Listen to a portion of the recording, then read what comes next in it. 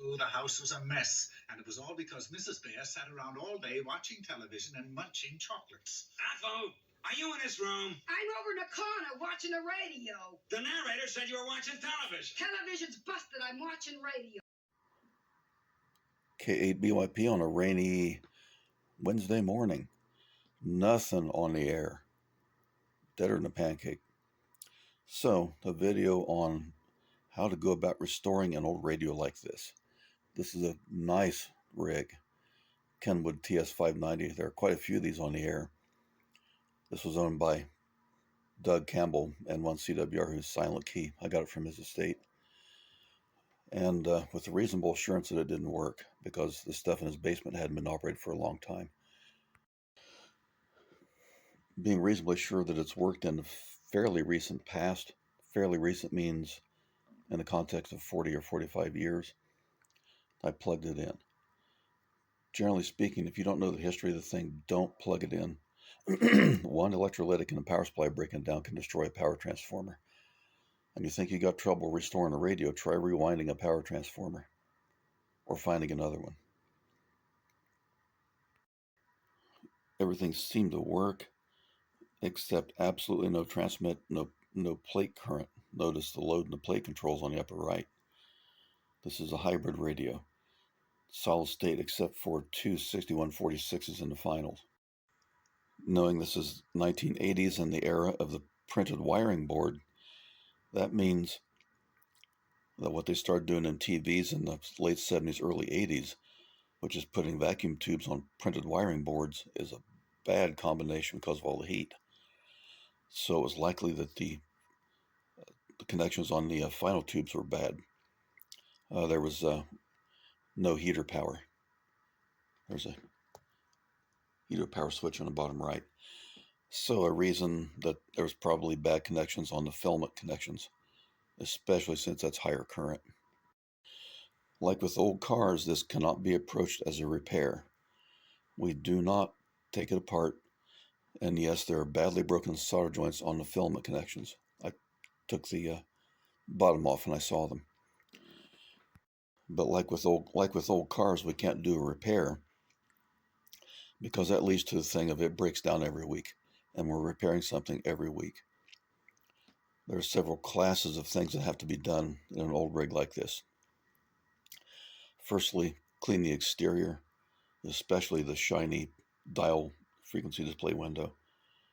Just a couple of particles of grit on the face of that radio on your finger, and you touch that, and that window's scratched forever. And that's really impossible to fix. With old electronics, universally, the problems are bad electrolytic capacitors and bad electrical connections. With transistorized stuff on heat sinks, the heatsink grease was long ago dried out, so that's got to be replaced. Where the devices are tightened down, the heatsink will be distorted, so it won't make good contact. And I put some information about that in my heat sinking video. When I do old heat sinks, I take them out and actually scrape them or grind them flat. This is generally beyond the age of failures like in the Drake and a National NCX3 where they used carbon comp resistors that rated for 250 volts on a 260 to 280 volt supply, and they failed. So this radio is probably beyond that. This has printed wiring boards, so we have to then start looking for bad solder joints. It can be 1, 5, or a dozen. So a general look over of the board or boards while we're inside to see if they're broken solder joints. Now the next thing, the front panel has lots of potentiometers. They have to be reconditioned with a special spray. Do not use CRC or control cleaner. It'll dry them out and destroy them.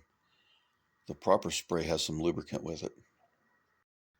On the inside, it's important to note that potentiometers, like the one down in there, see the notch in it? That's where to spray the potentiometer cleaner, reconditioner spray. It's special stuff. The big problem with cleaning is these band switches. generally wafer switches. Now these are on a board. These are a kind of a hybrid in of themselves on the idea of the printed circuit. Back then there was construction of components on small daughter boards with pins fixed to them. Like you see these brown boards. If you can see down in there on that one, the wafer switch goes across copper traces to metal pins that solder through the board. That's kind of a special hybrid construction. That's halfway between printed wiring and printed circuit. And although it's very delicate, and with one wrong move, the switch is ruined, those wafers have to be deoxidized and cleaned. It's not enough just to spray some CRC on it, and never grab one of these knobs and spin it. What we used to call dial or knob ripping. Turn them slowly and deliberately, a click at a time, not and flip through it. There's a false name in amateur radio that there's no need to deal with silver oxide because silver oxide's a conductor. It sure is, and it's extremely abrasive. These oxides left on these switch terminals will destroy them, or on the switch contacts. The oxides have to be removed. The ideal thing to take the oxides off with is Brasso. Let the stuff separate, take the liquid off, try to avoid the solids because they're not useful. But that and Q-tips. And extremely gently daub it on those fingers. Try to get in closer so you can see them. But those little spring brass fingers that are riveted are what have to be cleaned. And the moving contact that rotates through the fingers. And if you're not familiar with that, look at one of these and turn the knob slowly, and you'll see the tabs that stick out and engage with the spring fingers. Those tabs are what have to be cleaned and deoxidized. Big electrolytic filter capacitors, 100 microfarad. I can't read the voltage, but those are probably for the final stage, probably 400 or 500 volts each. There's a serious gotcha in here that will result in weeping and gnashing of teeth if the capacitor is not replaced. And it's not so much the main power supply, the AC line supply, but this radio has a microcontroller, TS530P. That's not the big issue. The big problem is hiding down here in the corner, and this is what came up and bit Hitachi real hard when they made VCRs with vacuum fluorescent displays in the 80s. And VFDs run on a 30 volt supply for the tube heater. The VFD is a vacuum tube. And they take a 30 volt supply to light them up. There's no 30 volts used anywhere else on the radio, so what they do is they take 5 volts and they use a switching power supply. See the transformer with the A and the red dot? That's a switching transformer. This is an early version of that. And they use a switcher power supply to generate 30 volts from 5 or 12 volts. Problem is, back then the electrolytics weren't so good. They're far better now, and not necessarily rated for switching frequency. See, the filter capacitor has to be rated for the current, maximum filter current, but also for the frequency being filtered. And this supply might operate at several kilohertz. So those have to be rated, the capacitors, 1, 2, 3, 4, 5, 6, apparently, must be rated for the switching current or they'll be destroyed. Hitachi put in undersized capacitors in their VCRs and they drop like flies. The switching unit would burn up. Replace it, the VCR would come back immediately with another supply burned up. And then we caught on to the fact that the capacitors were bad. So if those aren't replaced, that'll be the end of that transformer. Because that transformer has extremely fine wire in it. The switching device shorts, destroys a transformer, and good luck trying to replace it. You'll have to get a small DC switching supply and hack it in. So besides general cleaning, don't use water, don't disturb component locations. It's a bit risky, but it's good to disconnect these white shells, connectors, and reseat them to scrape the pins clean. These are not known for much for failure, even this many years out. On my Kenwood 430 restoration video, I showed you it's mandatory to replace the 3-terminal regulator for the microprocessor and digital circuits. That micro handles the display and the PLL frequency generation. When it's gone, the radio's junk. If the power supply happens to break down and go high voltage, it will destroy that processor immediately. So whatever the power supply is for that, it'd be a good idea to replace all the filters and even the rectifier diode. Dump AC on it, that controller's gone. Now here's the underside. I didn't take the final cage off. It's a little tricky to get to. It's sealed in with a blower fan because there's probably 650 volts in there. Beware of these big filters with the leads sticking out. That can be dangerous. OSHA has an occupational limit of 60 volts for human contact for shock. So don't touch those, especially because those points can stick through your dry skin of your finger and kill you. But these are the old brown boards. They generally work and last a long time. Be exceedingly careful to not disturb these RG174 sort of coax connectors. My Kenwood, in the process of taking one of the boards out, turning it over and over and over, broke one of these. Had no receive.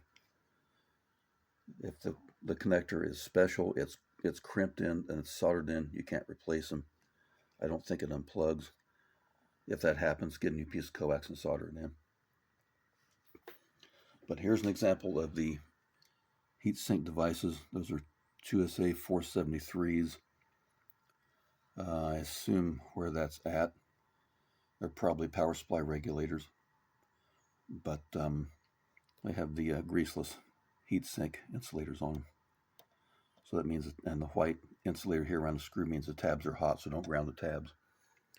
But all these boards have to come out one at a time, have all the capacitors replaced. Be very careful to never pull on the wires on those connectors. When they were new, it was okay, but now the plastics have hardened with age, and you try to do that now, you're going to pull one or two of the wires out of the terminal, then you got a problem. Back here is the board where the final amplifier tubes are. And if you look right here, broken solder joints. These boards were not properly made. It's called insufficient fillet. Back there, real bad solder connections. They didn't put enough solder on the board. The solder should go from the flat board and curve up to the terminal and make sufficient contact area. And there's essentially no solder there. So with heating and cooling, it breaks. The grounding screws, make sure to back all them off and retighten them. In fact, it wouldn't hurt to take them out, put a little bit of low strength Loctite on them and reset them because they're necessary. Power supply rectifier board, probably not necessary to replace any of those diodes. Diode technology was pretty advanced by this age. Down inside the VFO tuning knob gadget, there are brass gears. Make sure to uncover that assembly. There's a shield there. Take that off, see if anything needs cleaning and lubricating. Brass on steel has an extremely high coefficient of friction, and movement without lubrication will cause severe damage real quick. So resist the urge to get an old radio like this and go spin the VFO dial, because it can do mechanical damage. And you don't want to try to find or replace those gears or bushings. A universal mistake with equipment like this is someone trying to adjust it or tune it or align it because it's off and it's old. The equipment I've done, except for the Drakes, but by and large, When they're properly restored, they're right in alignment as they were when they were new. It's not the alignment that changes, it's bad filter capacitors that make power supply lines dirty. Occasionally you might get a pot that has a kind of a dirty spot. Mark it with ink and spray some cleaner on it and gently turn it back and forth and return it to its original setting. Generally don't try to turn the variable capacitors. They can be pretty touchy. And don't adjust the cans unless you have to. Realize that restoring this properly is probably going to take you several months if you're not familiar with how to do it. If you've not done work like this before, go someplace, get some old electronic equipment like old AM/FM radios or televisions and take them apart and practice taking the boards out and disassembling, unsoldering, removing and replacing and resoldering components to get some skill with soldering. But proceed carefully and observe the things I've mentioned to you that need to be done. And if you're not sure, look carefully and think before jumping. Or if you're really not sure, come back here and ask. The cost to restore this radio, I don't know, $100 in parts. The big filter capacitors are getting upwards of $10 a piece. So there may be 150 capacitors in it. The small electrolytics are something like 10 to 50 cents a piece. They're dirt cheap. But it's a considerable amount of work to take one of those boards out and replace all the capacitors. But I've got information on how to do that correctly in my Kenwood 430 video. End of the day, when it's all done, you've got a nice radio to get on the air and brag about. I got a 598 restored. That scores you points on the air. And unlike the Yaesu, which I can't even work on for the most part, this is easy to work on, much easier to repair than this modern surface mount stuff. And one final note, this radio uses plug-in connectors, but also wire wrap posts. That's an odd mechanical form. There's a wire wrap post with a white and blue wire wrapped around it. Occasionally those wraps give loose. Sometimes they'll overheat and you might see a little discoloration on the post. But also look at the solder joint where it's soldered into the board. And touch your finger to it, make sure it's not loose. But sometimes those can be bad and it is impossible just to resolder them the way they are. You got to scrape the post loose, scrape the post clean, that is, and strip some insulation off the wire and solder it back on.